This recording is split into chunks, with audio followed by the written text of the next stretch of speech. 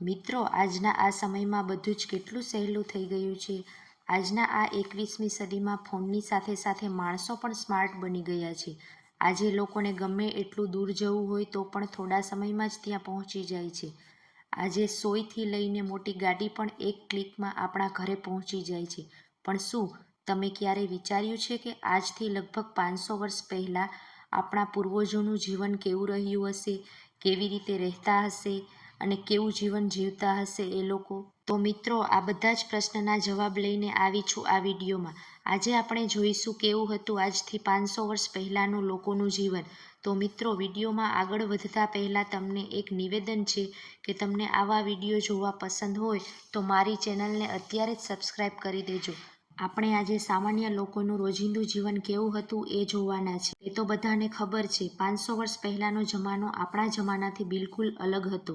એ સમયમાં દુનિયા ઘણી જ મોટી લાગતી, કેમ કે આવવા જાવવા ફક્ત પગપાળા ચાલવું, ઘોડેસવારી કરવી અથવા નદીમાં હોડી ચલાવવી એ જ સંભવ હતું. એટલા માટે લોકો આજુબાજુના થોડા કિલોમીટરના વિસ્તાર સુધી જ સીમિત હતા. થોડા દૂરના કિલોમીટરના વિસ્તાર એમના માટે એકદમ નવી દુનિયા જેવા લાગતા. આપણામાં એક કહેવત છે કે 12 ગાવે બોલી બદલાય. એ કહેવત પ્રમાણે થોડા કિલોમીટર પછી બોલી બદલી જતી, કેમ કે 12 ગામ પછી લોકોના બીજા સાથે કોઈ જ સંબંધ ન હતા.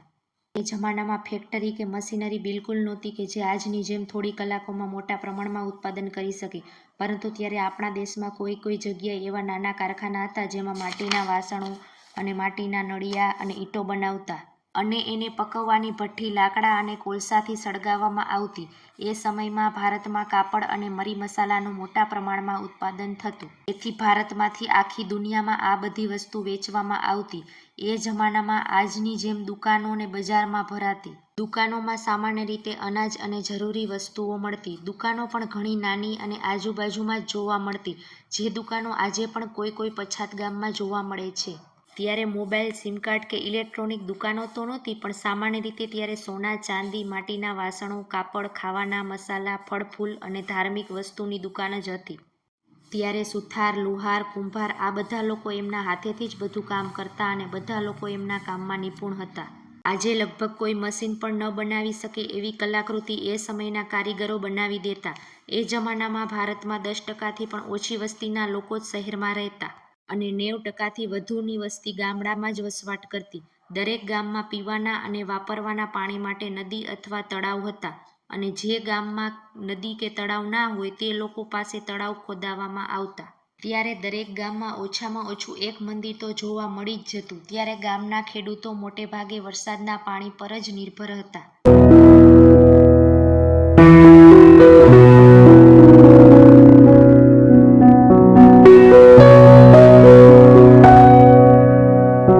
તો મિત્રો, કેવું લાગ્યું વર્ષો જૂનો વિડીયો? મને કોમેન્ટ કરીને જરૂર જણાવજો. તો આ વિડીયોમાં બસ આટલું જ.